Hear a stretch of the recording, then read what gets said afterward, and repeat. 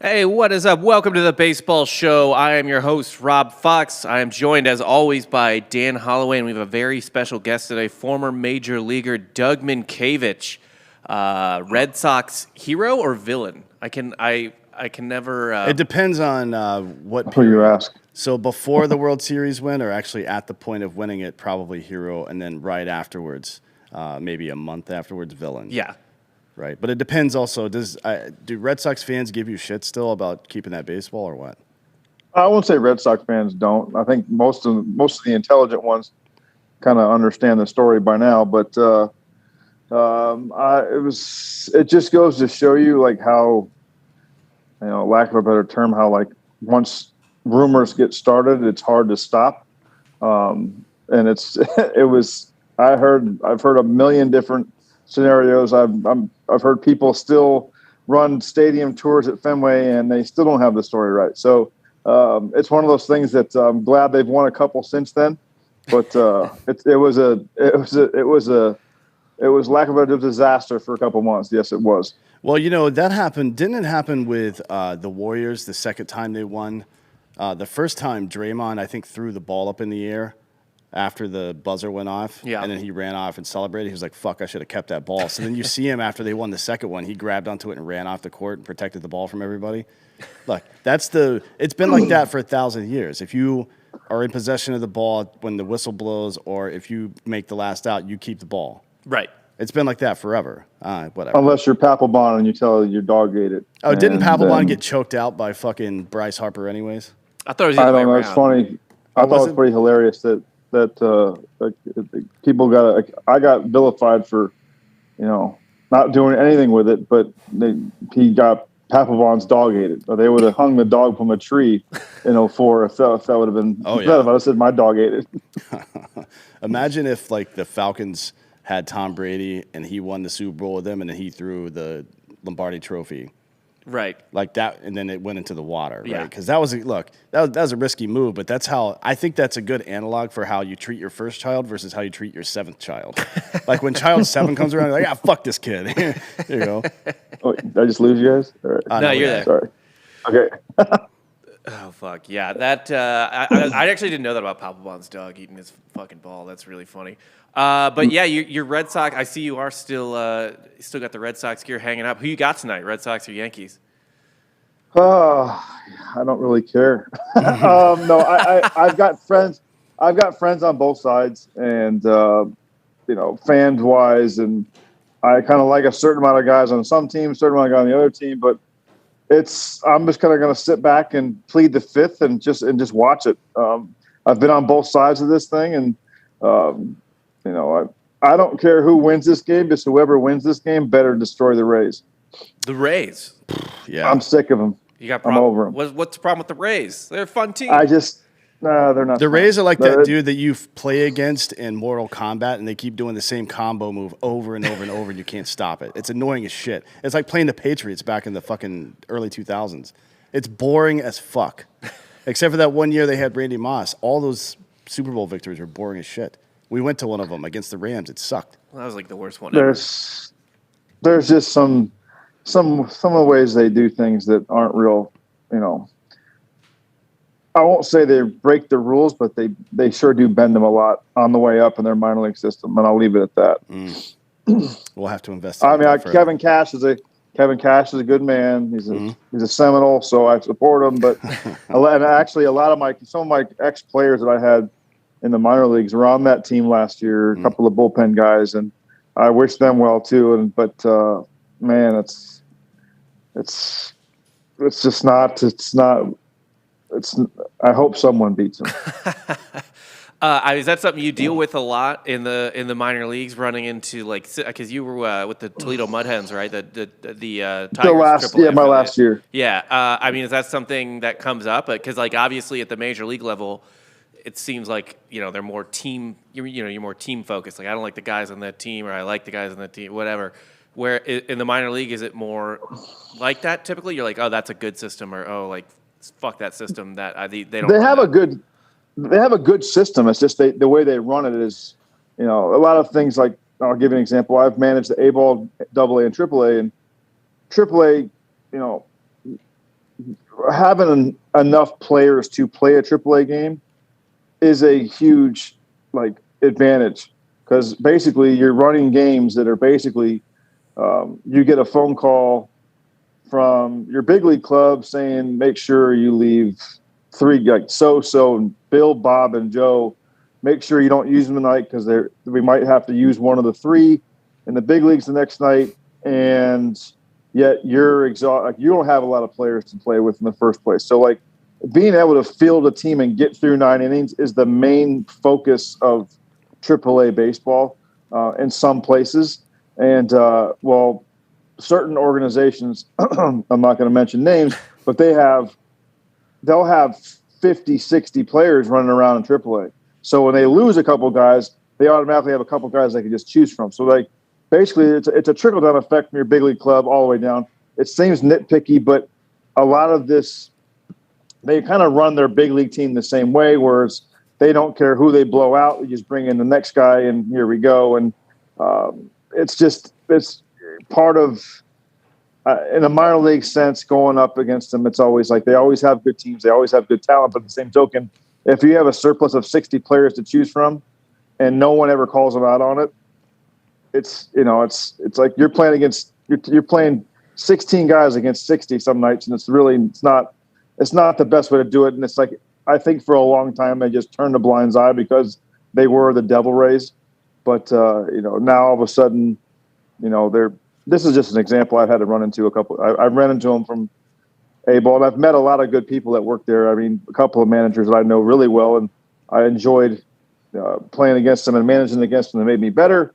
But at the same token, they're almost like we knew each other because we played against each other so many times in Minnesota. We were right next to each other. We're in all 3 leagues.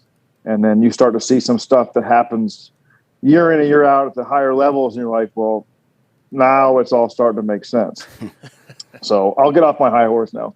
It's all right. We're all high over here too. Is that what we're talking about? I hadn't started yet, but at some point. Well, today. look, I don't like the Rays either because they're just irritating. But let's talk about teams that actually have a history in Major League Baseball. That is the Red Sox and Yankees. It's hard to bet against Garrett Cole in a 1-game series, which is essentially what this is. That dude is a fucking stud, right? Correct. Nathan Eovaldi, not that there's anything wrong with him. He's actually had pretty decent success against the Yankees this year, I guess. He's 2-2. He's like a 280 batting average against. It's not terrible, but it's not great either. And the Yankees, that's a murderer's row if there is one, right? I mean, there's no out in that lineup that's easy. No, it's a. But brutal I go back the other way though. They're you get on all those guys in the Yankees get on a roll. They're murderer's row. That's true. But if they don't, if they're off, they can be a very easily managed lineup, in my opinion. They do strike out quite a bit. Yeah, I mean that. So it's at any given second it can stop. So I look at the Yankees. Obviously, always have all the big names, the Judges, the Stantons, and the list goes on and on. And you look at Devers and look at the Red Sox are more.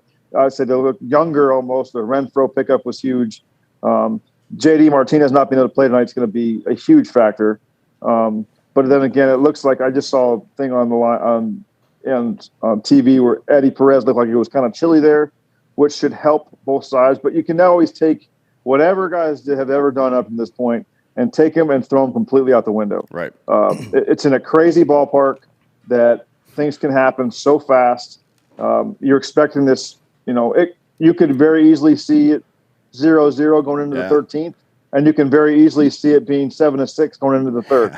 So it's a 1 game for it all, and that's the beauty of baseball. It's great it's beauty of this, but at the same token, it's I just think the whole playoff format is whacked. I mean, it's screwed up to the max. I mean, you look at both sides, and whether you're a Yankee fan or a Red Sox fan, it's obviously split down the middle. And then you have your smaller market people that are other teams. Don't get me wrong, but baseball's better when Boston and New York are in the playoffs and they're not forced to play 1 game, give or take, and see you later. You look on the other way, and then you look at now you got the winner of this game has to play the Rays. So I get it. But you look on the National League side, the Dodgers win 105 games, whatever they won. They got to play a 1-game playoff to get in. Yeah. And then their reward from winning that is playing the Giants, who won 107 games. So we're in their division. Yeah. So it's like either way you look at it, the Giants are you look at it, go, we won 107 games, and our first round opponents could be a team that won 105 games. Yeah, for sure. It just doesn't make any sense. Like they should reseed it and, in my opinion, reseed it by record and go from there. I said that earlier this year, actually. I think they should go to like an NBA, NHL style reseeding once you go into the playoffs. Who gives a shit what division you're in? That's irrelevant. Like, correct. You go the top. If you're going to put 6 teams in, whomever has the top 6 records, they get seeded by their record and play against each other. Right? So just cut the divisions out. Yeah. I mean, you can keep the divisions, but also after the season's over with, you do it with the best record, right? Yep. Whoever has the best record gets home field advantage. Well, there you go. Once everybody wins their division or whatever, you keep the divisions, go by record, boom. It's still, is it perfect? No. Is it fair? I think it's more fair than the other way. Because obviously some divisions might not have the top team, but they have a bunch of really good teams, which can affect the record. But at the same token, you don't run into what's happened in the National League where, you have a team that, for example, the Cardinals win whatever 16 or 17 out of 19 or whatever to get in the playoffs. They don't care that it's a 1-game playoff. And then you have the Dodgers who win, 105 games and they're playing a 1-game playoff. They could win 105 games and be eliminated in 1 game. And then you have the Giants waiting for that team. And if it could be the Dodgers, you have 2 teams that combine 212 wins are playing each other to get to the next round. It's just something doesn't seem right, but it's like baseball's always tinkering with it and it's always screwed up. But I do think the extra wild card spot was a good idea. It kept so many teams in this thing all the way through the end of September, which was, I think, is a good thing for baseball. But why not make it a 3-game series instead of 1? I mean, you're adding. I mean, there's a way to do it. 4 more days to the end back into the season. Who gives a shit? Well, they already. Also, you're like with a 1-game series. So with the Dodgers, for example, they have to put Scherzer out there, which completely butt fucks their rotation for the rest of the playoffs. Basically, regardless of how far they make, and if they get to the World Series and the AL team has a long series and they have a short one, they can reset like that. But otherwise, they're fucking flip-flopped in their rotation for the rest. It doesn't make any sense. If it's a 3-game rotation, you have time to bring your 1 guy back for the next series, and that's what you want. You want the best against the best in the playoffs. You don't want to like handicap some team for no apparent reason other than seeding. That doesn't make any sense. It doesn't happen in any other sport. Like, you might have to play on the road or something like that, but it doesn't fuck with your personnel. That's the problem I have with that.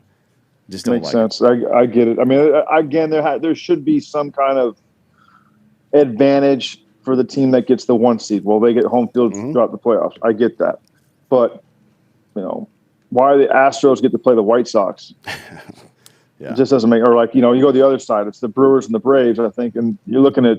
Yeah, wait a minute. The Braves got out really easy on that one, especially. Right. So it changes every year, though. I mean, sometimes it works that way. Sometimes it works out. It works like the seeding works out. I think winning. I think there should be something to be said for winning your division for sure, because you play. I mean, if they do the weighted schedule like they do now, where you play 23 games against each one of your. It's like 18 games, something like that. Yeah. So you should get some credit for winning your division, but not so much that you can. You could be a 1 seed technically, or a 2 or 3 seed. Like the Braves and Milwaukee are both 2 and 3 seeds respectively. Yep. And there's a team that won 10 more games at least than either one of them. That's the 4 seed. That's the 4 seed. That doesn't make any fucking sense to me. I don't know. Maybe I'm wrong. Yeah, should have. I mean, to be fair, did you prefer the rule before that kind of benefited your Red Sox in 2004, which was the number 1 seed doesn't play the wild card if the wild card's from the same division, right? Because I kind of like that, just because you don't play the same team. Well, you already play them 19 damn times, and it's really okay. Like enough's enough. That's it worked out for us, you could say, but then again, you could say maybe not, because I don't care what anybody says. Yes, we fell behind 3-0, but series changed so quick over you have a different. When it's a 5-game series versus a 7, it's completely different. You do things things differently. I don't think for any stretch of the imagination that we would have changed anything. But I even think the 5-game series is a little crazy. I mean, if you're going to do it, if you're going to have it, you might as well make like the wild card thing 2 out of 3. We play 2 out of 3 all year long. What happens? It's like, but I guess my point is, you very easily could have, baseball could be without the Dodgers, the Yankees, or the Red Sox in a postseason. I'm not saying that's because I played for all 3 of them, but baseball's better and it has better ratings. The whole business of baseball is better when the big market teams stay in the race for a long amount of time. Don't get me wrong. Yes, everybody loves. I played for Minnesota. Everybody loves the fact that the Brewers are in, but let's be real. No one really wants to see, a Brewers. Give me somebody wants to see a Brewers, Cardinals World Series. Right. Like they don't want to see that, or the Brewers. White Sox. Rays. They don't want to see they just don't want to see that. No. I mean, some people do. Those small markets do, but the business side of baseball, they do better when. The bigger markets. It always seems that it works out. One year it works out great. One year it's kind of like, man, this stinks. And I look back. I think there was a couple teams. I think one of my buddy AJ Przinsky played on, and the Giants that 1 year they damn near won 100 games, or they won 99 games. And they didn't make the playoffs. Yeah. So you go back even farther. There's plenty of teams that I'm sure back in the early 90s. That won damn near 100 games, and some won 100 games. The Giants won 103 or 103 in 1993, right? Yeah, and the Braves won 104. Yeah, they won 104 on the last day of the season. Yeah, and the Giants missed the playoffs. I think Mike Piazza actually helped us out on that one. Didn't he hit a home run on the last day of the season against the Giants? I do not recall, but that wouldn't surprise me. Yeah, but they were 103 and 59. The 1980 Orioles were 162 and didn't make the playoffs. That's happened quite a few times, like 10 times. Yeah, I'm sure those guys would have loved to have the one-game playoffs. Don't for sure. For sure, yeah. But it's tough. There's got to be a way. I think I understand that there's a lot smarter people than I am that are doing the scheduling, but maybe if you took away some of the, in the division scheduling, I know it saves on travel, but there's got to be a way we could do it to where you're not having the 107 win Giants playing the 105 win Dodgers in a 3 out of 5 series. Because honestly, you want to play those teams in a 5-game series because the reason why they won 105 and 107 games because they're extremely deep. Yeah. The 5-game series, you can kind of get on a run and, a couple breaks here and there and you put somebody away. But the 7-game series is a whole different animal. Yeah, that's what Bobby Cox used to say. He goes, forget about individual games. Focus on winning series during the season. Right. And you'll find by the end of the season, you've won about 60% of your games, which is plenty. Yeah. You know what I mean? That's playoff every time. So I want to go, before we get into the Red Sox stuff, I want to go back into history a little bit because you mentioned Florida State. I think you played in one of the golden ages of college baseball. One of my favorite. I was growing up then, obviously. We were both growing up then. But the 90s in college baseball was fucking ridiculous, especially the ACC. There was so much talent. Like that Georgia Tech team with Veritek and Jay Payton and Nomar. Garcia Parra. Holy shit. And then you got you and J.D. Drew on the same team. Like that, this is, who else? Let's see. Duke. Paul Wilson. Yeah, Paul Wilson. We had Paul Wilson was the number 1 pick. Clemson had Billy Koch and Chris Benson and that Monahan kid and a couple others. Yep. Matt LaCroix played on one of those teams. Matt LaCroix, David Miller. The first baseman. He was the first round for the Indians. I'm trying to think. Wake Forest had Wagner. Oh, yeah. Kid, the first rounder for somebody. He threw 1 billion miles an hour lefty. He was Billy probably Wagner. the scariest lefty. It wasn't the one from the Astros. I think it was the Pirates. Didn't they draft him? He was nasty. He was not a fun at bat. But yeah, up and down. Duke had a couple kids that were Scott Schoenweiss. Yeah, Schoenweiss is like the best lefty specialist of all time. Basically, was on. And he was really good in college, and he battled testicular cancer through college. So. It was pretty. But it wasn't just the ACC, right? Team. When you guys SEC win the College World Series, fucking Mark Kotze was out at Fullerton and with Phil Nevin and Darren Dreifert won 11 games and hit 22 home runs in college. I think people forget about that. Todd Walker was a beast. Yeah, Todd LSU. Walker. Yeah, he went to Pittsburgh too, didn't he? He was in Minnesota first, and then had Russ Johnson, another first rounder. Yeah. That was a fun. We lost to that Georgia Tech team. in the College World Series. They were killers. Year. They were killers. That Jay Payton went on to play for the Mets, I think, for a while. But I mean, if you want to talk about '90s College World Series or college players, the GOAT is probably Tim Hudson, arguably. Yeah, he had some pretty good years. Didn't he play center field too? Yeah, I mean, he was like Shohei Ohtani of college baseball a little bit. He had 18 home runs, an sub-3 ERA. Yeah. Like he was. Well, I'm pretty sure Darren Dreifert I think he played for Wichita State. He had like a 2.48 ERA. 2.48 ERA and 11 wins and 22 home runs. I don't know how many RBI, but he fucking raked. I'm trying to think. I had 3 first-rounders in our rotation. Actually, 4, I think. We had Paul Wilson was the first pick. Jonathan Johnson was the 7th pick with the Rangers in '95. David Yoakum was like the 20th pick of the Dodgers. Oh, Yoakum, yeah, I forgot about that guy. Shit. Who am I leaving out? And John Wasden was the first rounder for the A's in '93. So we had, like I said, it was a fun time. That Georgia Tech team, I think we beat them, 4 or 5 times that year, and then they beat us in Omaha. But I'll never forget Paul Wilson throwing 100 miles an hour back when 100 was legit 100. Yeah. First pitch was 99. You're geared up for a fastball. Paul Wilson threw a first pitch slider to Nomar Garciaparra, and Nomar hit the first pitch over the center field fence. And I was like, this is just – these 2 kids right here, these guys are different. Yeah. Like, these guys are just – there's us and then there's the immortals. Yeah. Those 2 are immortals. Like, that's just not normal. And it was a fun time to be in the ACC and a fun time to play college baseball. Yeah, there were a bunch of – I mean, I think it was the 94 – either 94 or 95 ACC championship. I faked a sickness to go watch the entire series. I watched every single game.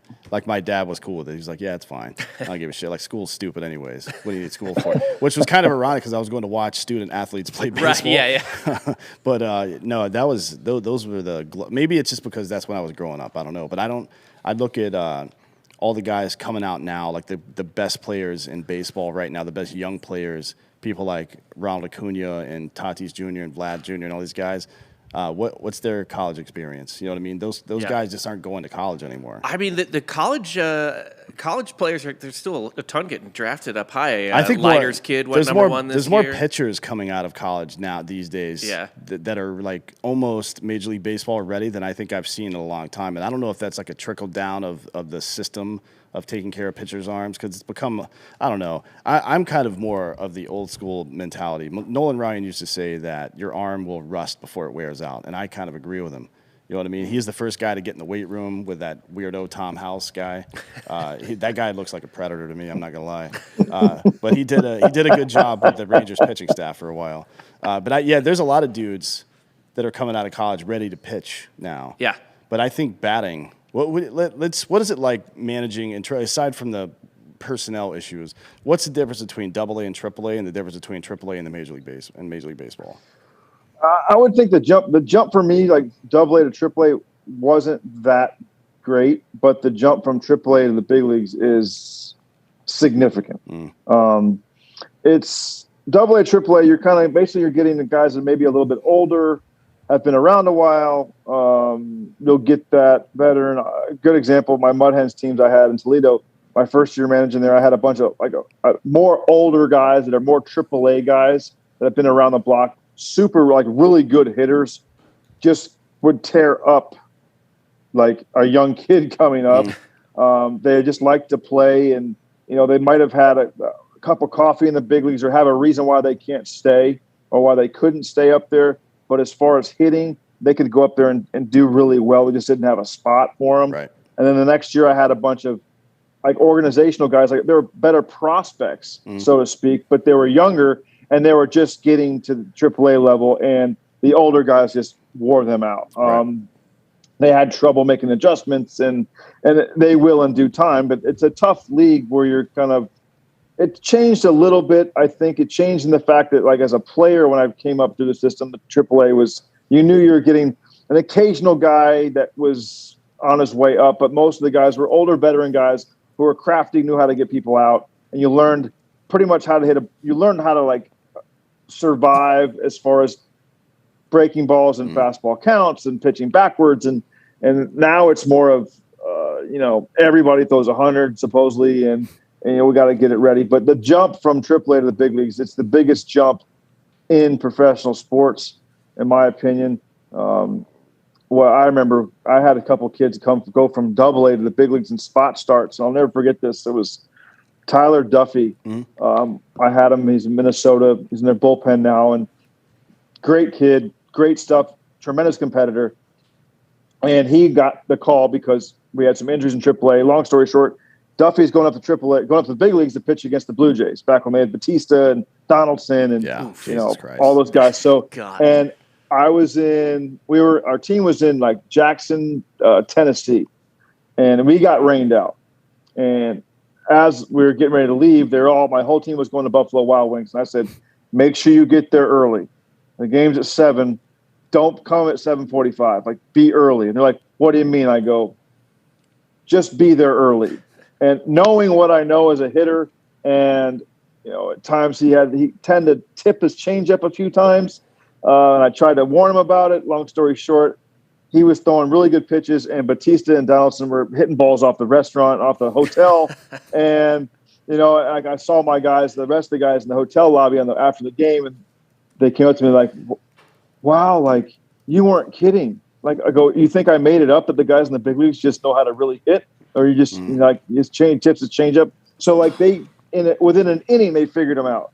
And, bless his heart, he came back down and said the same thing to me. And I'm like, well, now we go. Now you know what to expect. But so you basically, you nuke him or whatever the fuck, right? Yeah. You tried to tell him, like, everybody throws 90 in the show, dude. You got to, it takes more than that to beat these guys. And I always say this as a player development guy, so to speak, until they see it with their own eyes, you're just the Charlie Brown teacher on a chalkboard. Until they go up there and get their brains beat in one time, or they see it for the first time, or, I remember facing Tyler Glasnow in A-ball, and he was tipping pitches back then. And, it's like I tell my A-ball guys, and you'll sit there in front of the coaching third base and you whisper the pitch to the guys in the dugout if they don't believe you. And you read off 15, 16, 17 pitches in a row, and they still think you're just guessing. And I'm like, I remember watching it with my girlfriend, the playoff game he threw in the Astros, when the Astros had him, when he pitched for the Rays. I was going, they have his pitches, and voila. The next thing you know, you find out, well, his glove was too high. It's little things like that they don't think you really understand, or they think it doesn't make a difference. Well, now you have guys that not only study that stuff, look for that stuff, and know how to use it. Yeah. And that's the type of stuff the different stuff that you leave a ball over the middle of the plate in the big leagues. More times than not, it's going to get hammered. Yeah. You do it in AAA, you might get away with it a few times, but it's a different animal. It's guys that hit third in AAA might hit 8th or 9th in the big leagues if they get there. So it's there's a reason why there is a lot of guys that are called 4A guys. They might have the talent to do it, but like the biggest jump is mentally. Right. You got to be able to do it 7 days a week. And regardless of what happened the night before, a lot of guys are actually more talented in AAA physically, but they just can't handle the mental grind of being able to do it day in, day out, and understand how to make adjustments. That's kind of the Billy Beane story, right? Like he was a 5-tool, like a legit 5-tool guy back in the day when that really meant something too. Now, just for the fans' sake, when he says when it was a real 100 miles per hour, there's two different kinds of guns. There's the jugs gun and then the speed gun. The speed gun measures the ball coming out of your hand, right? And the jugs gun measures the velocity when it crosses the plate. And they're usually disparate, 3 or 4 miles per hour apart, right? Yeah. And also, the ones they put up on the scoreboard, that shit's never real. Like this, dudes are throwing 106 miles per hour all of a sudden out of nowhere. It's just not real.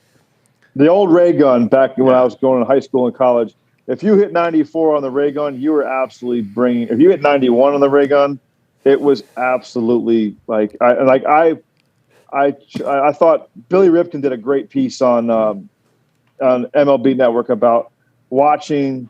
He had the people at MLB Network side by side videotapes of, Pedro, Randy Johnson, those guys, whoever threw hard back in that era or whatever. And then they had the guys side by side, and they had the guns saying Pedro was like 94 and this was 99. and Pedro's ball hit the catcher's mitt first before the other guys. And it's like, well, yeah, and that's the hard part too. And, pro ball now, a lot of people that are doing it are, sabermetrics guys and guys that never really played. And like, well, they throw harder now, Doug, or that was a lot of their answers. And I'm like, well, not really. 'Cause like I'm sitting here watching with my own eyes, and I've seen fastballs enough in my whole life to understand what looks like what's 100 and what's not. That's not 100. And, in my, I don't care what the pitchers throw and how like the velocity's better. If a hitter sees 94 every single day, it's not really 94 anymore. Right. It's the same thing. Yeah. Like if I walked up to you and smacked you in the face and took 2 steps back and smacked you again and took 2 steps back and went to smack you again, you're either A, on the third time, or you're going to move your head or smack me first. Well, that's what hitting is. I mean, if you keep doing the same mistake over and over again, you see 94 every day. It's not really 94. Whether it's 88 or 95, hitters adjust. It becomes the norm. So everybody throwing hard by now shouldn't be any different. It should be the exact same thing. And it's like you fight, you just realize you kind of just caved. Like, yeah, you're right. No one threw hard when I played. Nobody.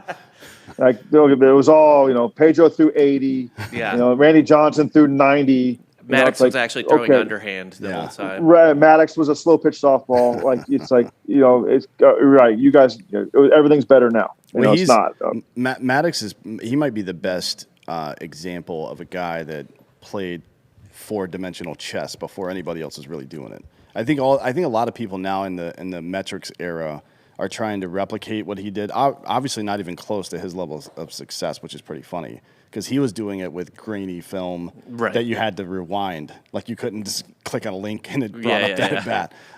But maybe because he's autistic as well. Yeah. Or has Asperger's or some shit. He appears to, but you wouldn't see the same pitch twice in a season from that guy sometimes in the same location. I don't know how he kept up with all of it, to be honest, because unless you've got like a stat sheet or maybe he had the Elon Musk brain implant or some shit. I don't know.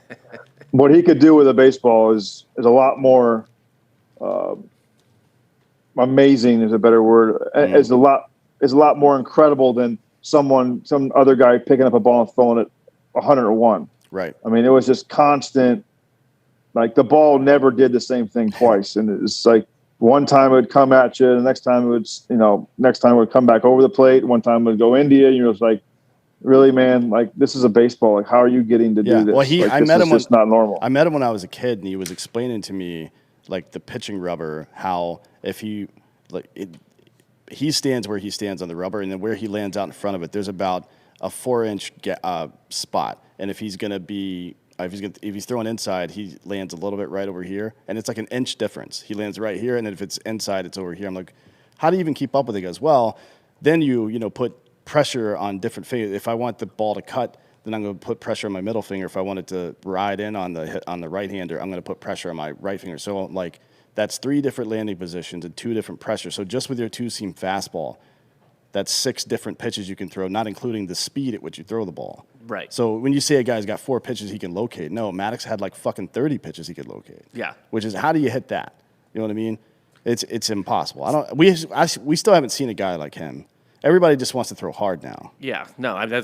So is that kind of the emphasis in minor league baseball now? Obviously velocity is the primary emphasis, but have they kind of like completely abandoned location? The only other thing I could think of, like it feels like a change-up is an afterthought. The only other thing they might care about is just like explosive movement. Slider. People like the slider. Well, I mean, they do. They still, the lower levels, you still try to do. You kind of have like prerequisites for moving up, right? Low A ball. It's can he command a fastball? Can he command the running game? Can he throw a strike from the slide step or whether it's we're fastball changeup or fastball slider? Can he throw a slider for a strike? And you kind of have parameters all the way up. They definitely rush them now to where it's okay. Well, he throws it. Can he throw it by people? Yes, but eventually that's not going to get thrown by somebody at the next level. Like you're going to have to learn how to throw. To me, it's like it's not so much the velocity that has made a difference. It's they're throwing breaking balls in fastball counts more than they have before. And to me, without getting long and involved, I think hitters have changed their swings to allow velocity to be good again. When, and it's what's the three true outcomes, right? Like it's like, what I always said this about, even when I was playing, I always said this about Billy Miller. I said nobody wanted Billy Miller from April through September, but everybody wanted Billy Miller in October. It's like how you change this. You start paying David Eckstein and Billy Miller $25 million a year. Or Craig, it's like when Counsell, who showed up on like 3 consecutive fucking World Series teams. Yeah, you just play. You pay the guys that do it the right way. Not to say the other guys don't. And don't get me wrong, we all trust me. The superstars will always be the superstars. But start giving something up for guys to have a high average again and make it, you don't blame the players. The players are giving the people that are their bosses what they want. They want nothing but homers and punch outs. They don't care. Well, everybody blames the players. It's not the players' fault. You want to change that? I've been saying this for years because I couldn't hit it over the fence. So I was always like, hey man, but no one wants to watch that, and now they're starting to see that, hey, you got to put the ball in play more. I'm like, look at it now. I mean, I just saw a thing the other day that the average time of a game was worse this year than it was the years before. I'm like, yeah, well, all these crazy changes and not a lot of pitching changes, and you got to face 3 hitters. And well, at the end of the day, when you put the ball in play, you have movement. If you sit there and it's either a walk, a strikeout, or a homer, there's only it's like you have to reward. And to me, everybody keeps saying, and this is what I've fought, even with the organizations I worked for, they're like, well, the average is hard to do now. I'm like, well, actually, it's never been easier, in my opinion, because, some players are getting half the field. And don't get me wrong, I know how hard it is to hit a 100-mile fastball that's located inside the other way.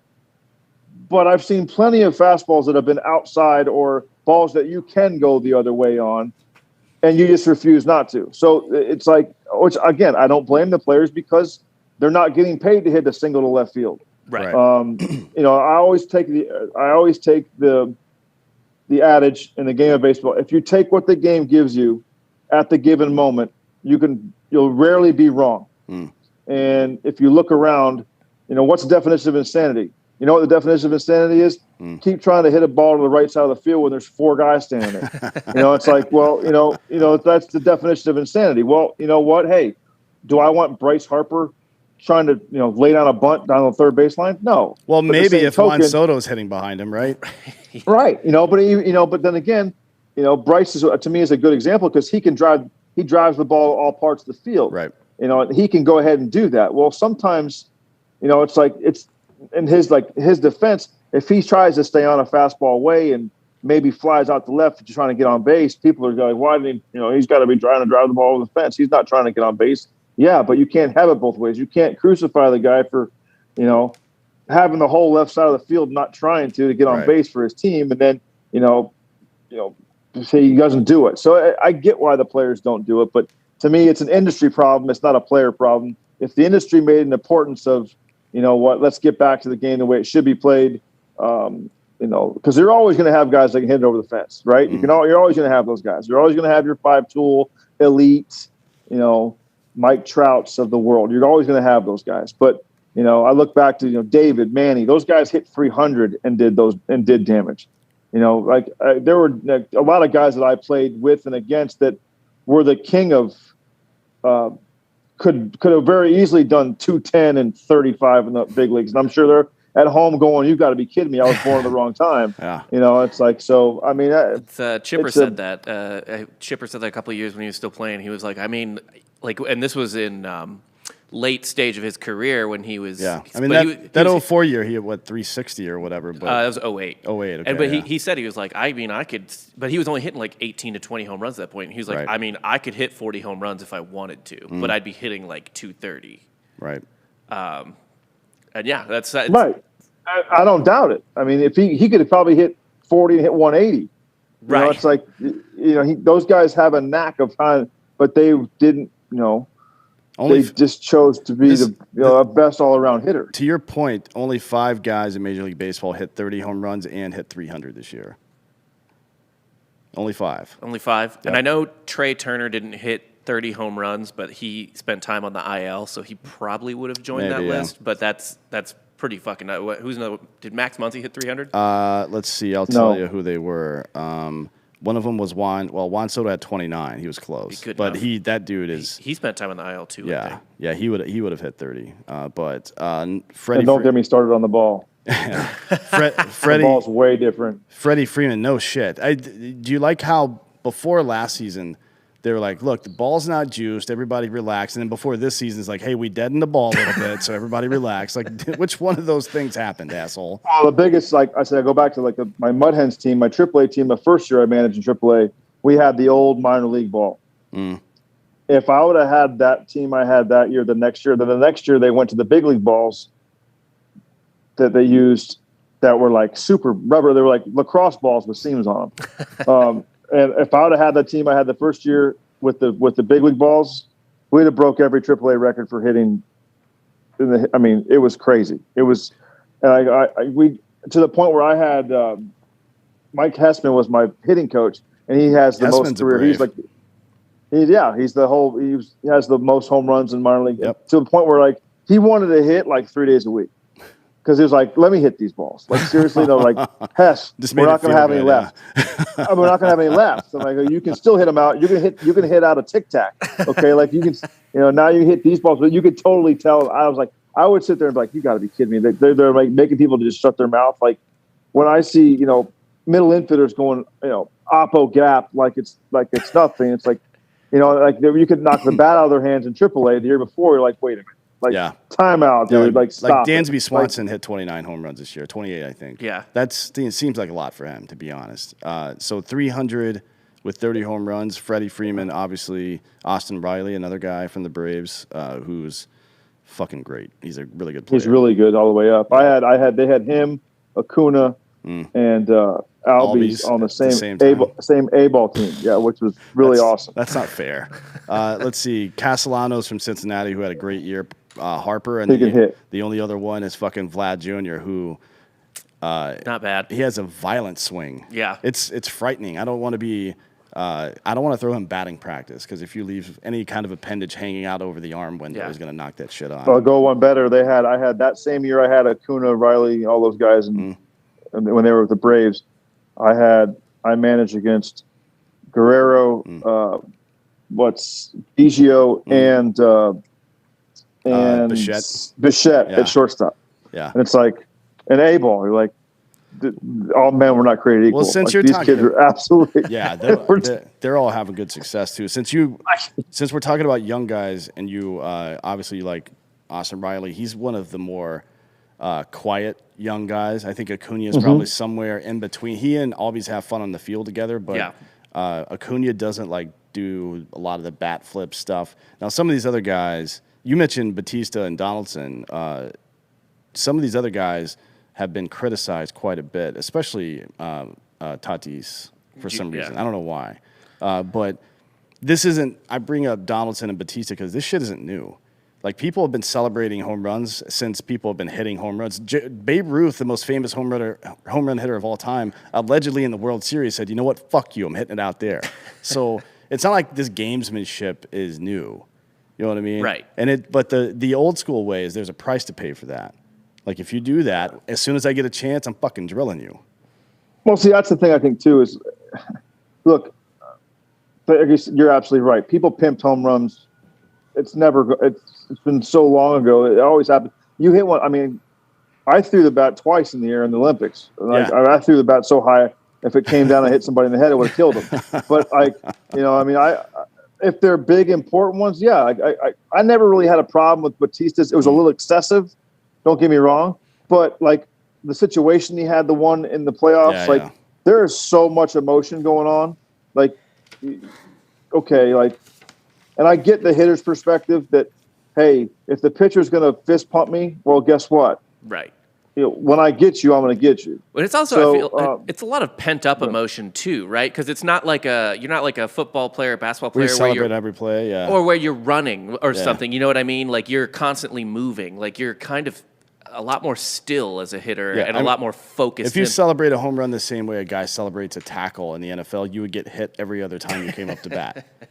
There's everything. I think every situation is different. I mean, you're right. It's not like basketball or football where like you're running down the court or like you're running down the field. The play's over. Guess what? You're lined up in front of the guy again in 30 seconds where you can go ahead and get him back. Well, I don't have I was always, if you have a problem with it, do it now.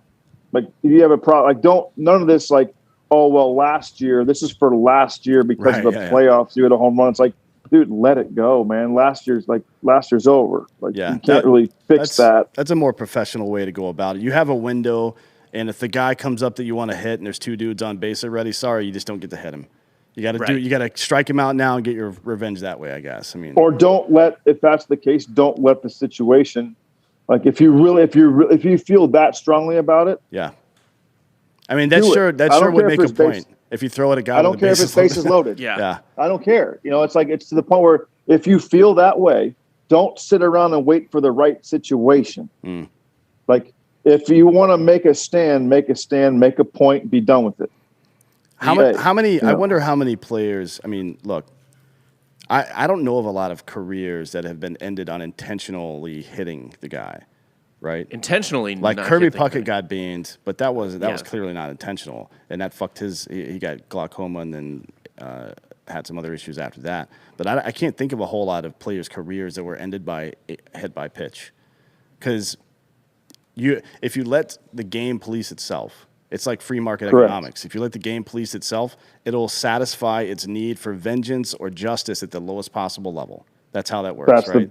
Amen to that. I've been saying that for years. When you took the ability for the game of the police itself, we got more problems than we've ever had. Yeah, for sure. And if you look at that in the situations in Boston with Cora to some degree, I don't know what his level of involvement was, but then the Astros with all the cheating shit. The fact that Major League Baseball didn't suspend any of the players or came out and said if you try to target Astros players or whomever else, you're going to get suspended. That was a huge fucking mistake. It was a huge mistake. Now that's animosity is going to run years deep when it could have ended right there. You know what I mean? Like suspend those guys or whatever you want to do. It's low key getting fans' asses kicked, as we saw a couple of weeks ago when the Astros went to L.A., which is pretty funny. It is. That was a fucking war zone. I like seeing fans fight in the stands as long as it's relatively. Look, I know I'm from the South, so a fight being civil, that's a real thing, right? Yeah. You just meet in the field somewhere and beat the shit out of each other and then go home and keep your mouth shut. That's kind of how everybody around me grew up. People didn't go back and go to their mattresses or go call their parents or some shit. Yeah. Like you get your ass kicked. It's not the end of the world. It's not the end of the world. Part of growing up. Like everybody gets their ass kicked every now and again, especially Robin Ventura, right? Don't charge the mound on Nolan Ryan, asshole. So we talked about some of those great two-way players in college. I wanted to circle back and ask you what you thought about Ohtani and what his historical relevance is right now. I mean, we haven't seen anything like this before. It's crazy. You can't put it. I mean, you just said it. But you can't. There's nothing to compare it to. If he was just a one-way player, you're talking about. And at least an all-star, right? Yeah. I mean, a perennial all-star with, Cy Young numbers. You take away the pitching, he almost hit 50 homers. That's how long can he keep it up? Who cares? We got to see it.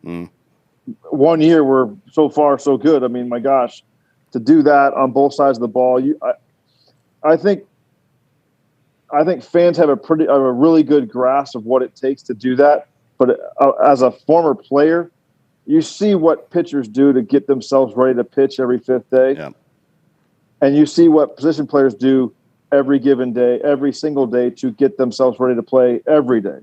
Now you add, okay, you got to go pitch, and then your body's recovering. Oh, guess what? You get the DH today, right? Yeah. And you got to ramp it up and get ready to hit. And then I can see why if you're an Angels front office guy or Joe Madden or a coach, you're just you're rubbing this guy down with WD-40 and Ben Gay to make sure he's still loose because you're grimacing because you lose him on the mound, it's devastating. You lose him at the plate, it's devastating. But you realize how much toll can this have on this guy's longevity of what he's trying to do. But like I'm from the school of your MVP needs to, at least be in the running for your the playoffs or get in.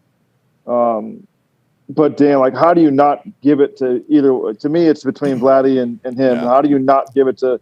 Record was notwithstanding, you take away what Ohtani did. Where are the Angels? I mean, what are they? Right. They lose 100 games. I think, you know what I mean. 100 games, have 0 fans in the. Well, they already have 0 fans, but I actually agree with you, and that's why I think that the National League race, all I'm hearing about are Bryce Harper, right? Mm-hmm. Maybe Turner because of how he helped in LA afterwards, but Bryce Harper, Soto, Tatis Jr. because of the numbers he put up. Why not Austin Riley, who out-hit all of them except for Soto in September by a wide margin? Like Harper and what's his name, Tatis Jr. were dog shit. Yeah. When it mattered the most. It's pretty disqualifying to me that Harper went 0 for 11 with 5 strikeouts in that series against the Braves. Seriously. I mean, what are we saying when we say most valuable player? You know what I mean? Maybe he was the most valuable when nobody gave a shit. But when it came time to be the most valuable, Tatis Jr. wasn't even on the field and Harper didn't perform. Now, I could see Soto because he put up some historic numbers in September. Yeah. Like his batting average was 400. I think his on-base percentage was like 516 or some shit like that. Cool. If you want to give it to him, even though the Nationals sucked, that's a pretty historic season, whatever. But Riley hit like 390 down the stretch, and the Braves came from they almost gave up the lead, but they maintained their lead, and they actually made it to the playoffs because of his performance. Yeah. That, to me, says MVP. Now, I'm a homer. While losing Acuna in the All-Star break. Yeah, exactly. I mean, he moved from fifth, sixth in the lineup to fourth. Yeah. And his batting average went up 40 points. Right. You know what I mean? So no longer did he have any that might have support. coincided. He did get better help behind him. Yeah, a little bit. He had Duvall came over a little bit. Rosario hit pretty well there.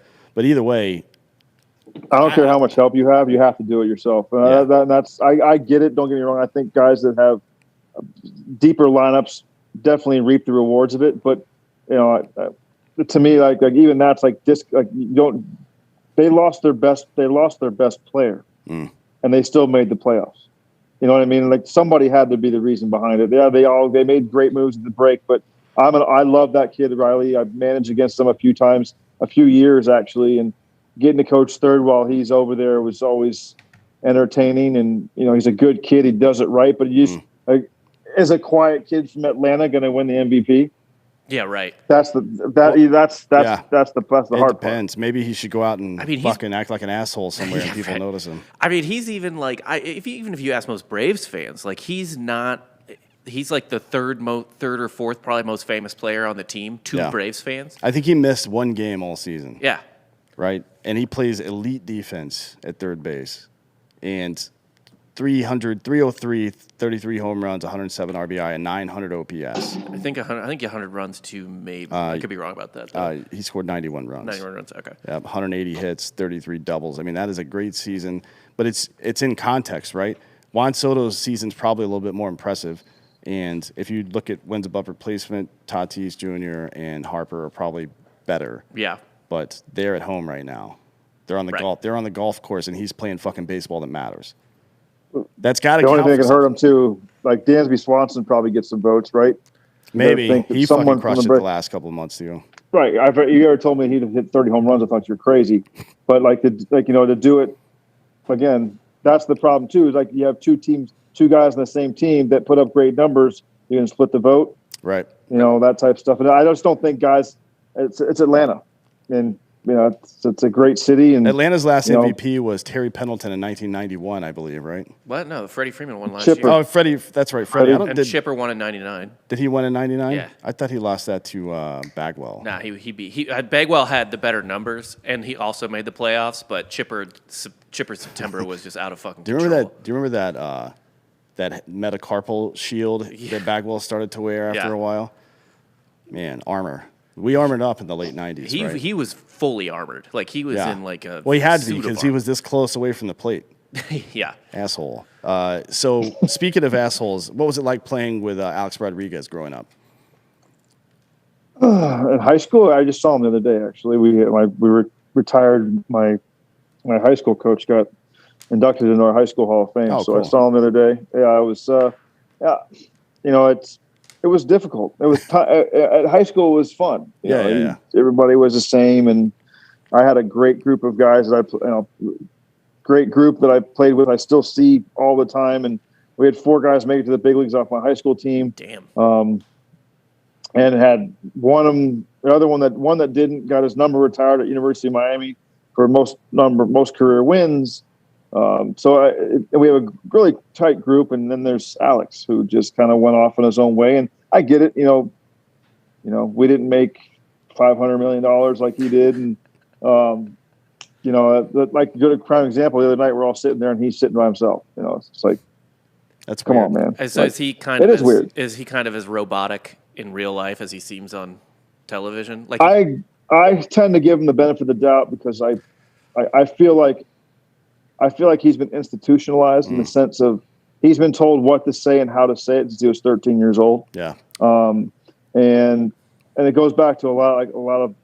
I always tend to hard on him, but I'll also stick up for him at the same time, just because, until you walk in someone else's shoes, you don't really know what it's like. That's what's kind of impressive about Bryce Harper. Like he yells more than any Mormon who's been famous since he's 13 than anyone I've ever met. I mean, he gets in people's faces. He fucking shouts, screams, and swears at people. Yeah. Straight up Mormon kid from Vegas, right? That's been literally he was on the cover of Sports Illustrated when he was 15. Yeah. So I mean, was that A-Rod kind of like Harper, or honestly like LeBron James type of situation? Yeah. Well, I don't think I mean, even when he was a sophomore, he was tiny, real skinny. Didn't quite. He was a better basketball player than he was a baseball player. And then because I'm a year older than him, my senior year, his junior year, he started to fill out, and you're just like, okay. And like I said, we were really good as a high school team, and we all heard he was going to be this first rounder, but like the area that I grew up in, there were 6 first rounders. Right. If you played a par 5, there were 4 first rounders in our area. It's just like that's just part of it. And so we're like, okay, Alex, he's good. Don't get me wrong, he's really good, and I see what everybody's scouts are talking about. But like, I didn't really realize how good he was going to be until, like I said, I went to Florida State my freshman year, and we had Link Jarrett, who's now the head coach at Notre Dame. And he was like the best defensive shortstop in college baseball. Everybody kept saying he has the best fielding percentage, blah, blah, blah, blah, blah. And I went up there and we're catching an inter-squad game, and I'm on Link's team, and somebody hits a ground ball up the middle, and it goes in the middle, and Link doesn't get it. And I remember like sitting down in between innings and being like, man, my high school shortstop catches that. Like, just not thinking about well, Alex fields that, no problem. Like, Right. I thought this was college. I thought guys were supposed to get, well, you guys were supposed to be better. But no, I mean, I go back to not having a father. It's not easy. Coach Hoffman took him under his wing and kind of like helped him, but you always had to be leery of who was coming at him, for what angle, for what reason. He's made his mistakes, and he just keeps getting back up. I mean, it's funny what J-Lo can do for you, right? I mean, J-Lo, all of a sudden now everybody loves him, right? He's on TV, he's on Shark Tank, he's got his own TV show. It's like people forget that 5 years ago baseball banned him for a full year. Yeah. But cost him $700. Right. So I mean, I and that's going to be. He can say what he wants. I know that's got to gut him. The fact that he'll probably never ever get in the Hall of Fame, and arguably you're talking about talent-wise, one of the top 5 players ever put spikes on. Yep. I mean, what he could do before all this crap started was still ridiculous. I mean, he was the reason why I think I finally realized I could make it to the big leagues. I mean, what he hit 360 as a 19-year-old. Yeah. And he had 35 or 38 homers, whatever. And I'm like, I never thought in my wildest dreams I was going to hit 40 home runs or hit 360. But I was like, if Alex can hit 360, there's no doubt in my mind I can hit 300 in the big leagues. There's no doubt.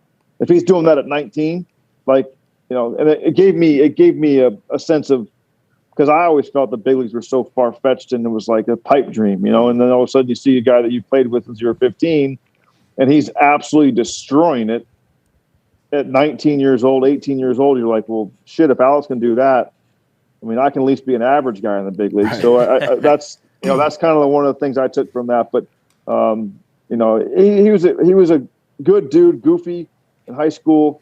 You see it now and you're just like, obviously I was around in 07 when the Yankees, when all that hit the fan. So that was entertaining. That was, but you just sit back and you giggle at him because I always see the goofy kid that used to come to the house and with a purple polka dotted shirt on, wanting to go to Coconut Grove to go to dinner. I'm like, no, you're not wearing that. Like, go get another shirt. Like, put on something else. But so I mean, we'll always. My group does a good job of always like we'll stick up for him because we know where he came from. Obviously, he's done a hell of a job business wise because he's on everything. But I think deep down inside, it's going to gut him that he's not going to get in the Hall of Fame. Well, speaking of the Yankees, 2004 was a big year for you. Baseball had only seen one come from behind win like that before, right? That was the first 3-0. There had been 3-1s. There had been 3-1s. So you came back from 3-0 in the ALCS, and then went on to win Boston's first World Series in a gajillion years, however long that was. Yeah. That must have been a fun parade afterwards. I mean, it's cold as fucking Boston at fucking the end of November, right? It didn't matter. It could have been. We could have been on Alaska. We could have been on the North Pole. No, honestly, the World Series is almost anticlimactic after the Yankee series. I mean, it was. We joked around in the dugout. It was like, Game 1 of the World Series felt like we were playing the Tigers on a Wednesday afternoon in Fenway Park compared to what we were going through. Right.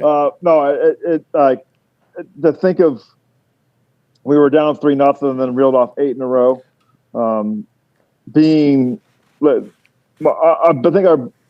Looking back on it now, why we weren't just emotionally drained, right, and physically gassed going into the World Series. Well, how did you feel going into Game 7? Because if I had to guess, there's absolutely no chance in hell we're losing this game. And that you play differently when you can't lose, when you feel like you can't lose, right? There was one point in that game. I remember it was first inning. Manny gets a single in the hole, and Johnny gets thrown out at home. And Johnny got a bad jump, shitty turn at third.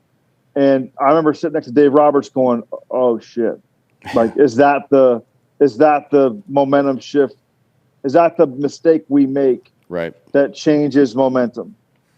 And then you just happen to look to your right and be like, "Oh, never mind, David's coming up." And then David hits a homer, and you're like, "Never mind, Dave. Just never mind. We're good. We're good. We got it." And then that was, it was people like obviously a home run in the first inning of a Game 7 is huge, but it was because I think like when you're playing, you don't think of stuff like that. But I think like Dave and I actually caught that, and we're like, "Oh shit." Yeah. Like, did Cinderella's shoe just fall off? I mean, we were kind of sitting there. Oh shit. You gotta feel good about the team you had at the time. I mean, John, we were just actually with Johnny in Nashville at a charity golf thing this weekend. He's hilarious. But he had 27-some-hundred hits. Manny had 2,500. David Ortiz had 2,500. Both of them 500 home runs. Yeah. I mean, that's a hell of a lineup right there.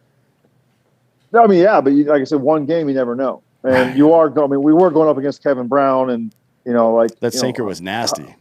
Yeah, it was filthy, and Javi Vasquez comes in, whatever his name I forget was. Who else? I'm trying to think who Johnny hit the home run off, a grand slam off of. Anyway, so it's like you sit there and I couldn't hit the guy's power. I forgot. I always messed his name up on purpose because I literally could never get a hit off him. Damon had 2 home runs. The both first off one. Javi Vasquez, I believe. Vasquez, yeah, I couldn't touch him. So I was like, Johnny, you're the best player in the world. But you just think, you look back and like, I think while we were down 3-0, we were just frustrated because it was the worst 3 games we played all year. It really was. I mean, we played awfully in game one and still should have won. I mean, David hits a ball off the top of the left center field wall that instead of making it 7-7, it's 7-5 and it hit the top of the left center field fence. Otherwise, we were down, I think, 7-0 in that game. We came back and made it 7-5, and David just missed hitting a game-tying home run.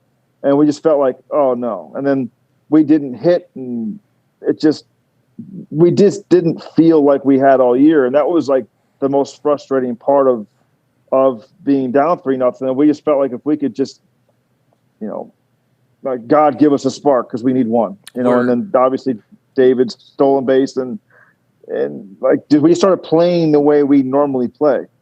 Was there any? We just never felt like we were out of it. Yeah. Was there any? So you joined that team at the trade deadline. Was there any from the holdover guys from the year before? Like, oh fuck, not again? Because I mean, they lost pretty brutally in the 2003 ALCS. No, and that's I remember sitting and watching that series in 2003, and because we were going to go, a couple of guys were going to go watch David play in the World Series. Because David was a huge part of our Twin success, and we're just like, hey man, David's going to the World Series, we're gonna go watch him. And then voila, that happened. And to think about playing on this team the following year, knowing they got their absolute souls ripped out at Yankee Stadium, and that was kind of the reason why I think there was a lot of calmness, because by the time no one expected us to come back to even make it a series, let alone be 3-3. We're rolling into Yankee Stadium, and it's like and like guys were just walking around going, "This is how it's supposed to be. This is how it was supposed to be written right here." It was like we joked around like we haven't won a World Series in 86 years. You think we're going to do it the conventional way? You're crazy. Like it's more memorable now, not only because we did it after not doing it for 90 years, but to do it the way we did it and the manner we did it was what makes it more special than anybody else's. How surreal was it? I mean, did you realize what was going on in Game 6 with the bloody sock and all that stuff? And oh yeah, like were you guys like, holy shit? Like what is he doing? Like nobody talked to Kurt. Or like what was? That's my favorite part about baseball is if you're a pitcher and you're doing really well, nobody will fucking talk to you. It's hilarious. And the best part about pitching in that game is that Kurt couldn't talk. Because usually when he pitches, he doesn't say much. Right. leading up to it, he just doesn't shut up. So, but I remember walking in the training room, and there it is. And you're like, "Oh, excuse me, I'm gonna go throw up," because that's not supposed to happen in here. Like, I came in for taping some Advil. I was like, "Get out of the training room, you pussy! You're only getting an Advil." I was like, "Yeah, I'm just gonna tough it out over here. I got a headache. That's no big deal." But you look at that, and you're like, "Oh my gosh!" But I think there was, Sill knew what this all meant. I mean, he kind of understood, and he probably felt bad that he threw game one and pitched like crap, because that's kind of it was never brought up. But from my perspective, it was like, we have plenty of guys who could take the ball in game one. I mean, we could have anyone. You pick one, Pedro. Derek Lowe, right?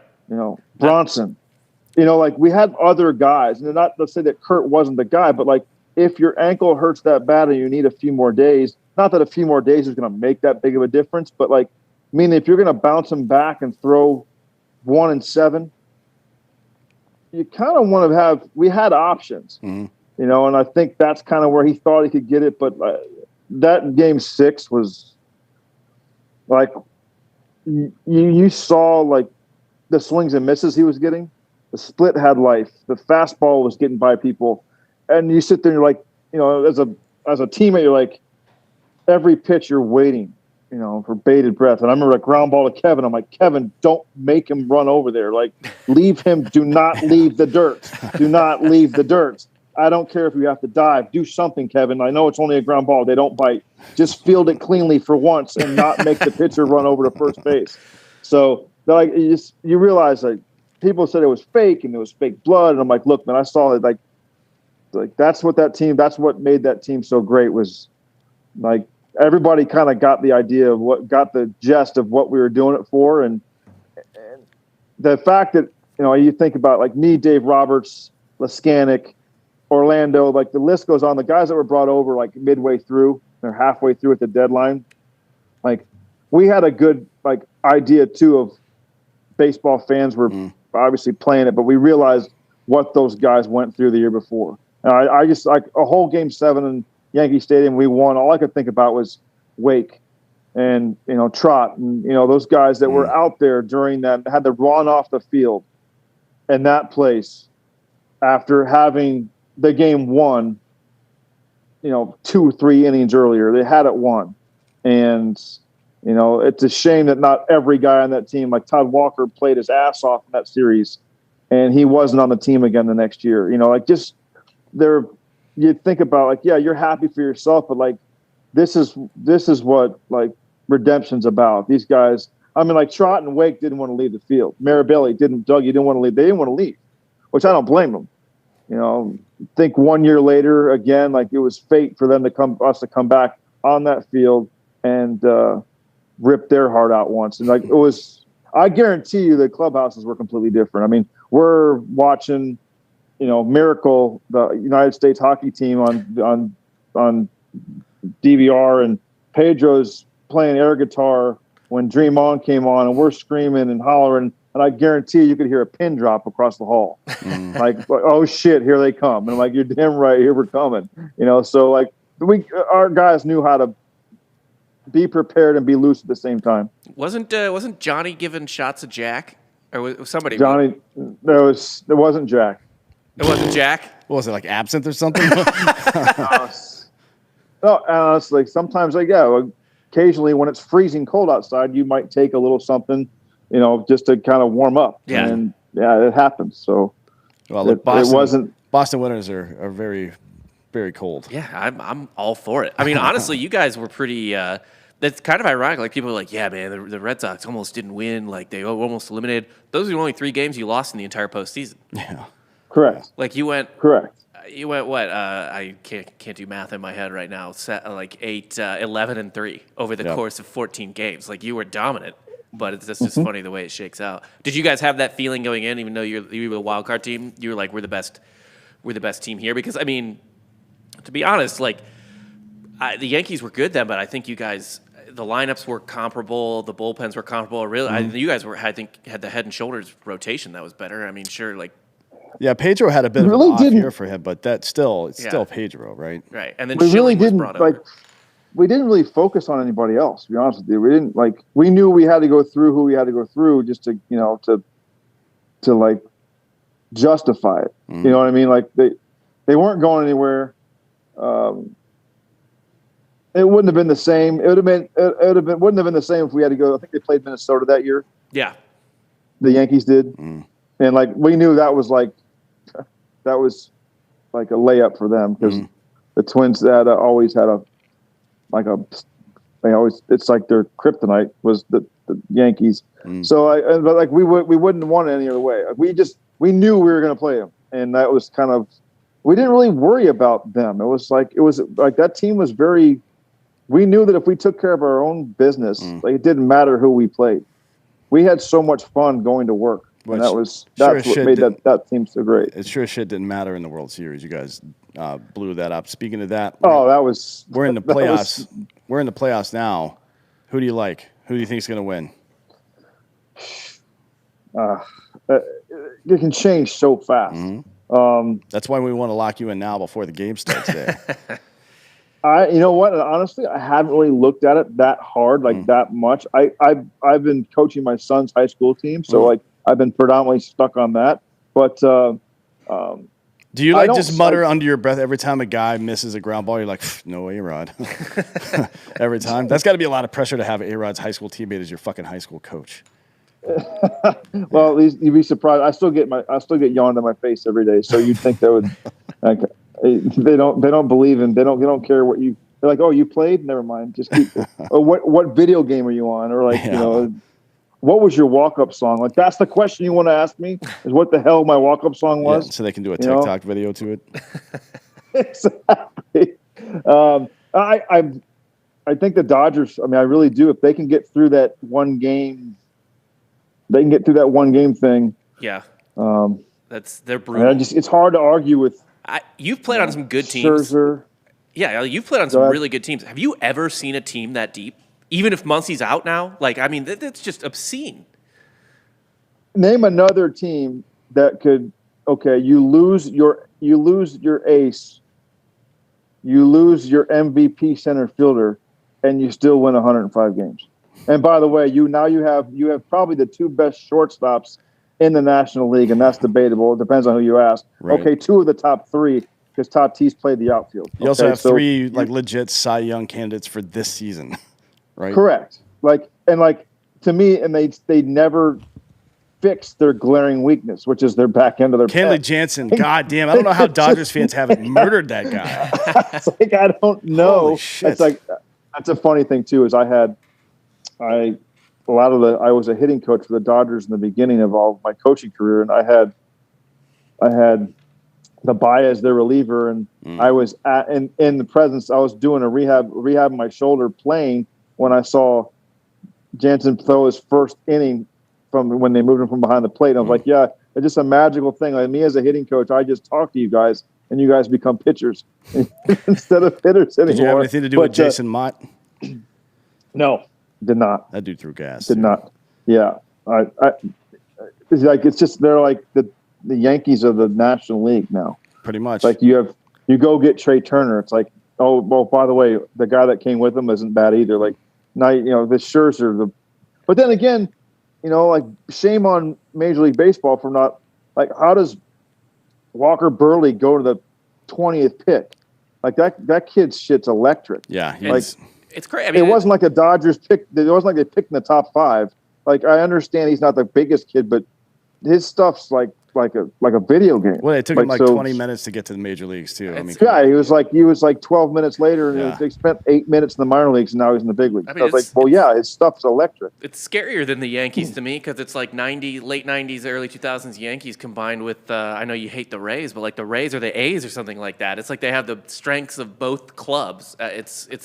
They've had quite a bit of homegrown talent there in LA, quite a bit. They do a really good job of homegrown in their kids. They really do.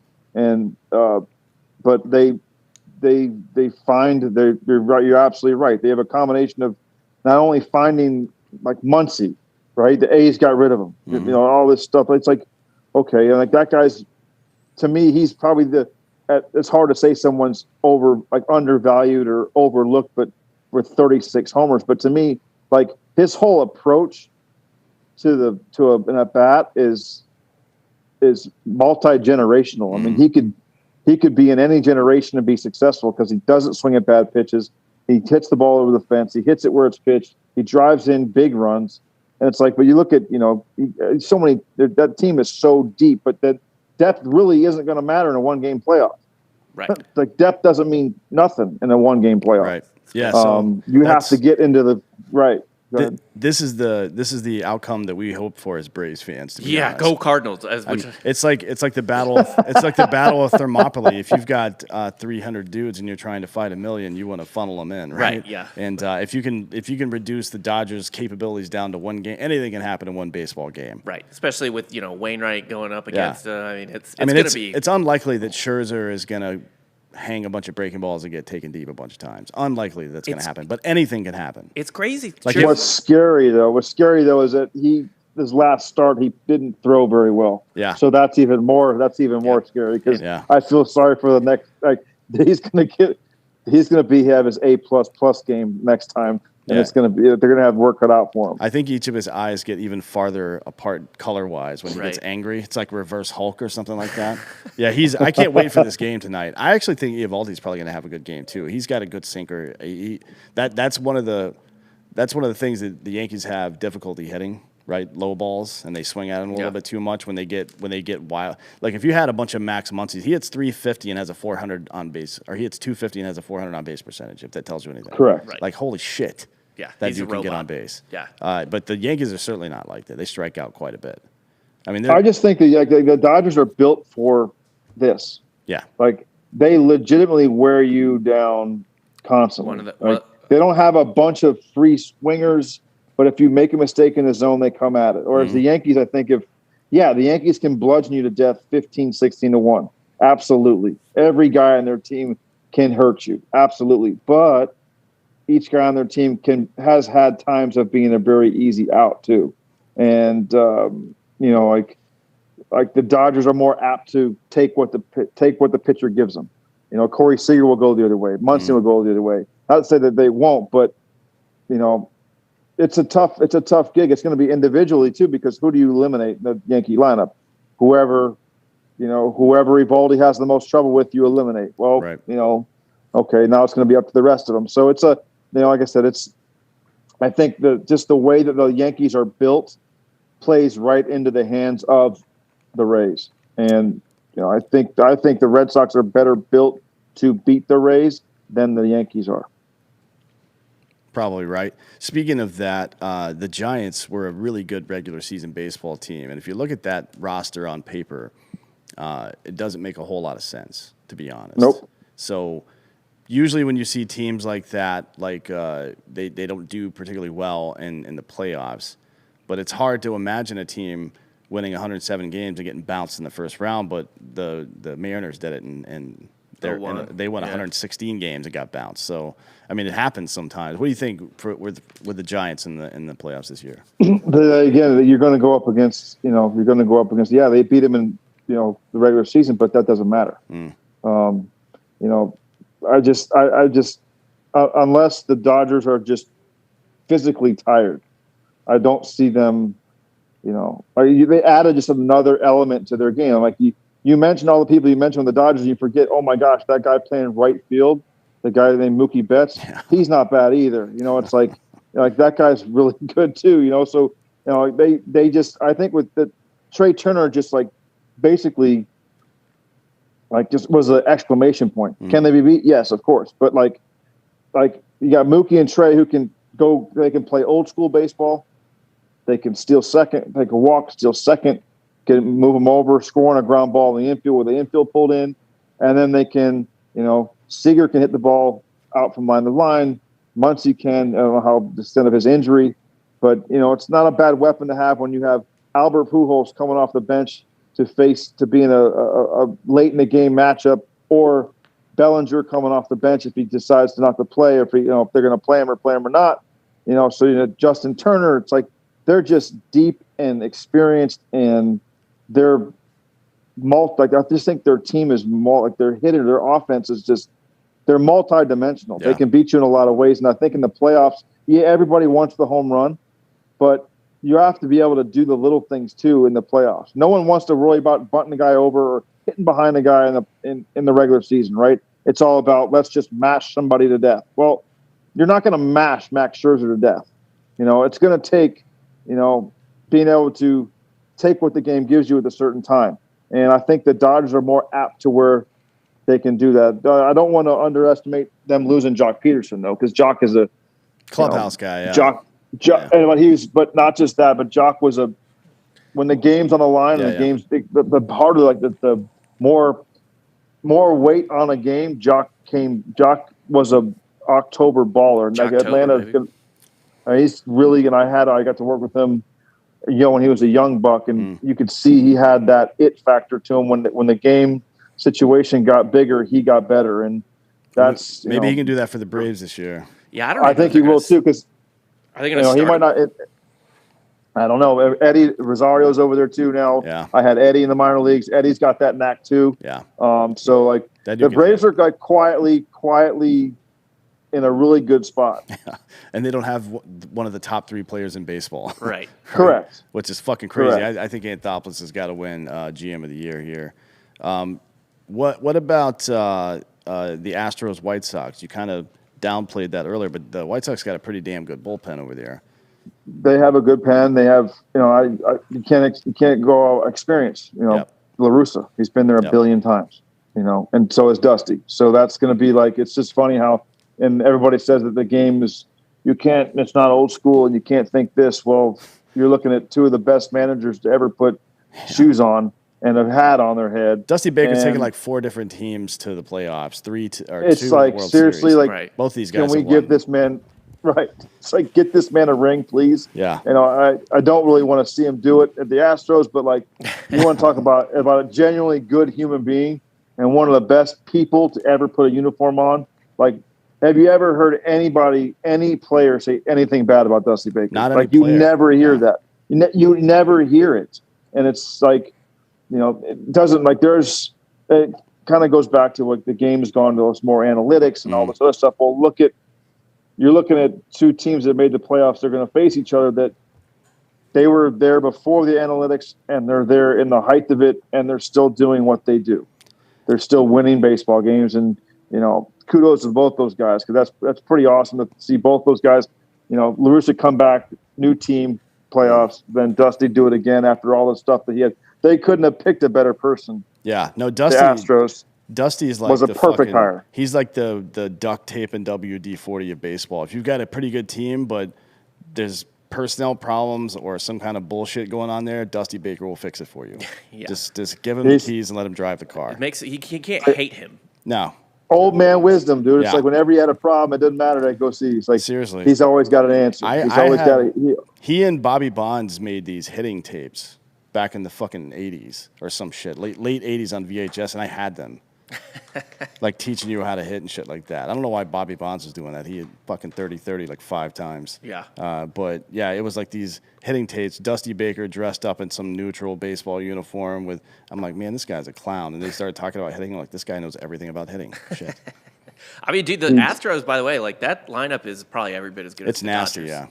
The lineup is, yeah. Yes. But the pitching is nowhere near that. Even if they had Verlander, I don't think they don't have the pitching that. I like McCullers, but it's the rest of it's a bit. That's going to be a good. I think that might be the best LDS. That might be one of the best. On paper, to me, it's one of the most exciting LDS matchups I've ever seen. Yeah, yeah. But no, I mean, look, the Astros and White Sox, they don't exactly have nationwide fan bases like Nobody's LA does and shit like that. Yeah, LA, New York, Boston. Even to some degree, the Cubs have national level fucking fan bases. But do you think it would be good for baseball to have the Astros make it back to the World Series and play? They get beat by the Dodgers. Yeah, like a sort of not too different than the Yankees Red Sox when you were there in terms of like that's how the script has to be written. Except for the Yankees didn't cheat. Well, right, but kind of. I mean, I'm sure they did to some degree. There was some juice on that roster, I'm sure. Yeah, but. yeah. So see, I know I was going back to your point. I was thinking about when I played for the Twins and we played the A's in 2002. It was like Fox's worst nightmare. They put us on like Fox Family at like 10 a.m. in the morning because no one was going to watch it. But no, I mean, I don't know. I mean, I just think people are still pretty ticked off about that Astros thing, and it's pretty, and it should be. To me, everybody that got involved in that got away with it. Like, they got away scot-free. Except for Alex Cora basically getting suspended for a year. How's that, though? He's got back. Yeah. Right. How did he, wait a minute. Him and AJ both got there. Now, don't get me wrong. They got a shortened season off. That's it. Right. I don't feel like it should ever be a coach's problem. If the organization, I think they all get it. Right. You can't single out the certain people, but I mean, Carlos Beltran lost his job before he ever started it. Yeah. And then AJ and Alex get their jobs back. It's like, it's like, don't get me started. I'm like MLB, ESPN Sunday night game of the week, right? MLB has A-Rod doing commentary. It's like, wait a minute, like, hang on a second. Like, you got the only person to ever be banned from a season. Right. And now you're doing, the main broadcast. Like, come on, like, stop. Yeah. Like, don't be that's hypocritical. Well, look, it's like the same thing. I enjoy Alex. I enjoy AJ. I think they're phenomenal managers, but there's a lot of people out there that haven't been caught cheating and who are ripe in position for managerial jobs that can do just as good a job as they do. Like yourself, for example. No, not just. I mean, there's a lot of guys for sure, but you're one of them for sure. But they put up a ton of time, and and don't get me wrong. Do I think that AJ and I think Alex and AJ took the blunt of a lot of stuff that, hey, once it gets to that point, and like you guys know, sometimes coaches, you can try to curtail it all you want, but if the players are having success, you're not going to, no matter what you tell them as a manager or a coach, they're going to keep doing it. Well, the difference and if it goes deeper than that. Yeah, for sure. Go ahead. The difference between being a manager in the minor leagues or in college or in high school is in Major League Baseball is probably the difference between being a coach in football in college versus the NFL. You can talk to kids in college a certain way, and you cannot talk to them like that in the NFL, or they will fucking stop listening to what you have to say. Yeah. If you like start telling these baseball veterans, like if you start trying to discipline them, that shit just doesn't work. Right. It just doesn't Well, work. I don't think it's about discipline. I just think it's about like, hey, okay, like there's a bunch of analytic guys right down they're trying to make a name for themselves, and they're sitting right here. They're sitting underneath, and they find a way they can kind of help. Well, that's like their innovative, right? That might be their they solidifies their job, right? Well, the guy has success. Now you're talking about in the same thing you're talking about college and pro. Well, you're not going to tell some guy who's trying to make a living for his family, and all of a sudden he's on the cusp of being a 4A guy. Hey, I think I can get pitches or whatever it is. What I'm saying? So like you tell that guy, a hitter, everybody wants an advantage. Like you're not. That's talking about difference between monies and millions of dollars and wins and losses and all this stuff. It's just. I just feel like those guys didn't need that edge. They were already good enough to where they didn't need it. And don't be so blatantly stupid about it. That's the part. Like, because let's be honest, pitchers aren't the smartest people in the world. Like when a pitcher's on the mound during a game and he can pick up a garbage can getting slammed together, like you've got to be smarter than that. Like, or if you have a microphone, if you have a thing in your shirt, put an undershirt on. Yeah. Like stop with the don't go commando underneath your freaking jersey with a freaking microphone on. Should have hired the FBI to put a wire on it or something like that. Like you don't need there's ways don't be so blatantly obvious about it. Like that's all. Like, but again, I don't blame.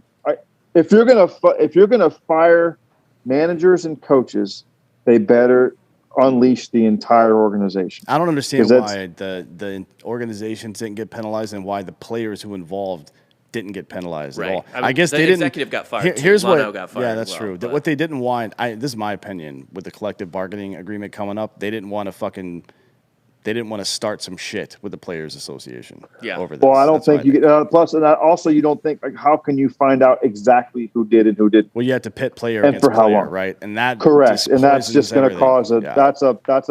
That's an open Pandora box you don't even want to touch. But there is an easy way to solve this, and that is to not say shit about it and let the player solve it on the field, right? That's the way you do this. If you would allow them to, like, hey, if you smash a garbage can and take one in the ear flap, guess what? You're not going to bang on a garbage can anymore. And that's the honest to God, that's part of it. But this is what happens when you bring technology into the game. Everybody wants it, and it's been a great benefactor, and it's helped out a ton of people. But when you start digging farther, be careful what you wish for. Everybody thought social media was great. Well, now you got to be careful what you say on social media without getting busted. So it's like, be careful what you wish for. You're bringing this stuff into it and going back to, there's no reason, like, how can you, if you're not going to blame the players, how can you blame the coaching staff? Yeah, exactly. Right. Like, honestly, there's a lot of things that they'll never admit it, but a lot of things that go on as a manager that you don't know what's going on in the clubhouse. Are you supposed to know? Yes. But at the same token, this is the difference between college and pro, or even minor leagues and big leagues. Like, these are grown men with families. You are doing things that, like, I have a billion things to do. Like, I don't know exactly what they do on a daily basis, and no one ever does. Right. So be expected of them, like, well, it's under your watch and like, this isn't kindergarten. Yeah, your parents didn't drop you off with a juice box. Like, these guys get to go somewhere, and like, if they're going to do something, hey, like, if you find out about it, then you're stuck. I don't envy those guys, because if they were doing something and all of a sudden, if let's just say AJ didn't know what was going on, and then you find out, what are you supposed to do? Right. I mean, AJ's testimony to Major League Baseball was like he told him to quit doing it. That's what he said. Exactly, but what else can you say? Yeah, I mean, what are you supposed to do? You can't make them stop. Like, if you tried to suspend Jose Altuve, your MVP, how's that going to look? Like, you fuck up your clubhouse if you do that shit. Right. So it's like you either do right by, let's just say, the baseball gods or the commissioner or the league, and then you lose your clubhouse. Right. So either way, you lose the effectiveness. So it's like you put whether they started it or not. Whoever started it doesn't really matter. Whoever was involved in it doesn't really matter. You couldn't stop it. It's like if you were a coach, I guess my point is, if you're going to suspend coaches, you better suspend everybody and players too, because to leave it up to just a couple people, I think was really lame. And, like I said, I am happy that good people like AJ and Alex are managing again, because I think the game needs their brains in this game. But it's like on one hand, they did get busted cheating. I mean, it's just but there's consequences to your actions, and 1 year isn't it? So that's kind of where, but you also see what Alex's influence does to the Red Sox, because last year they were horrible. Right. Yeah, he is and this year they're right back to where they were before. Very good man. He's probably a better manager than he was a fucking baseball player, to be honest. Which is, he was a pretty good baseball player, but he really does seem to have that clubhouse, which is interesting. I think that's what people need to understand too. When it doesn't, the Joe Torres of the world are they're like unicorns. They're the ones that were great players and great people managers. Dusty Baker and Joe Torre are the only ones I could really think of, to be honest. Yeah. Right. I always say great players, because Dusty Baker, he had 30-30 a couple years too. He was a good player. He wasn't he wasn't. He wasn't Joe Torre, but he was a close second behind as far as playing goes. The great players don't necessarily make good coaches or great teachers. I always joke around. I was lucky enough to play 12 years in the big leagues, but I was born to do the teaching aspect of it, because we had to think about things before they happened. We had to be instinctual. We had to be thinking about every other thing going on to make ourselves better as players. And I think you start to realize that stuff. And, Alex was the same way. And, obviously the catching part, but AJ was, I think AJ had a lot of hype as a player, but he never really lived up to it. So that's another aspect he can bring to. And I was kind of, I looked at it as, I've been the 3-hole hitter of a playoff team, and I've been the 25th guy or the 26th guy on the 25-man roster. So I know what it feels like to be everything in between. And, the one thing about the Red Sox that always stands out to me was me and Dave, our jobs weren't so tough and so huge, but everybody made us feeling like our job was just as important as the next guy's. And that meant the world to us as a squad. And that's kind of what I've taken, going forward. It's easy to be, Johnny going good, but when you're having a tough year, when kids are used to having success, they're having a down year, and you go pick those guys up, because you're going to need them eventually. And you know what it feels like to be, you feel it when you're not doing what you're supposed to be doing and you're not playing the way you're supposed to be playing. To just have a coach acknowledge you means the world. And I guarantee you, Alex does that. It makes everybody feel like their job is important. For sure. And it's evident by the wins and losses. Yeah, for sure. Well, this has been great. Unfortunately, we got to go do some other shows today, but it's always fun to talk baseball for a while. Always. It's my favorite sport for sure. It's when I grew up watching you play. So we appreciate your time today. Usually at the end of a show, we allow the guest the opportunity to nominate somebody for the Drink and Bro of the Week, which is somebody that, helped you on the come up, parents or maybe a specific coach or somebody else. Oh, definitely my dad. Yeah. 100%. Was he a baseball guy? 100%. Oh, yeah. Yeah, Pete Rose to the day he dies. Hey, we agree. We've had Pete on the show a couple times. Yeah. Man, if you can't gamble on yourself, what can you do? Right. Jesus Christ, let that motherfucker in the Hall of Fame. I can't tell you how many teachers told me to bet on myself. Yeah, well. 4,256 reasons why he should be in the Hall of Fame. Yeah. Give me a fucking break. Ty Cobb tried to stab somebody and used a lot of racial slurs, and he's in the Hall of Fame. But the guy bets on his own games. He did beat up a handless man in the stands. Well, that's the dude's fault for being there, not having hands, to be honest. If you don't have hands, don't talk shit. Right, yeah, you can't. You're going to get your ass kicked. I think he had no legs, too. Well, if you didn't have hands or legs, that's 4 reasons. Right, to not talk fucking shit. Mouth shut. To a known psycho. Yeah. Yeah, to Ty Cobb. Everybody knew who Ty Cobb was. Yeah. He pulled a 22 on an umpire because he called him out stealing a base at second base. Yeah. He's like, what the fuck do you say? Let's put it this way. If there weren't assholes in the world, you wouldn't know who was nice and who's not. Yeah, exactly.